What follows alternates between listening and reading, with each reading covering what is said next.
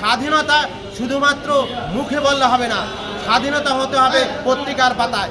গণমাধ্যম যদি স্বাধীন না হয় তাহলে বাংলাদেশের মানুষ কখনো স্বাধীন হবে না। যে সমস্ত সাংবাদিকবৃন্দ এই আন্দোলনে নিহত হয়েছে এবং আহত হয়েছে সকলের পরিবারকে আর্থিক সহযোগিতা দেওয়ার জন্য আমি আজকের এই মানববন্ধন থেকে দাবি জানাচ্ছি।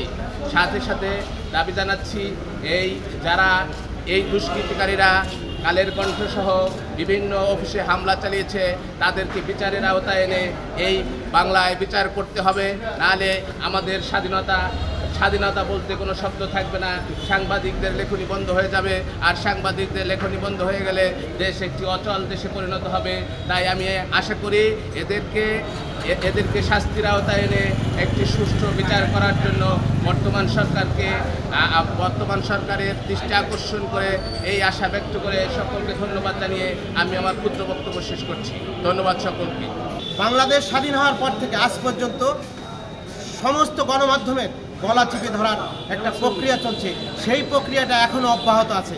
আমরা চাই না যে গণমাধ্যমের উপর এরকম বর্বরচিত হামলা আরও ঘটুক। চলমান যে বৈষম্য বিরোধী আন্দোলন, সেই আন্দোলনে আমার যারা সহকর্মী সহযোদ্ধা নিহত এবং আহত হয়েছে, আমি তাদের সকলের রাষ্ট্রীয়ভাবে যারা নিহত হয়েছে তাদের পরিবারের প্রতি দাঁড়াতে হবে এবং যারা আহত হয়েছে তাদের রাষ্ট্রীয় খরচে তাদের সুচিকিৎসা করতে হবে, এই দাবি জানাচ্ছি।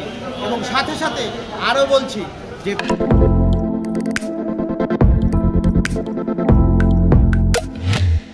স্বাধীনতা শুধুমাত্র মুখে বললে হবে না, স্বাধীনতা হতে হবে পত্রিকার পাতায় অথবা গণমাধ্যমের ভয়েসে।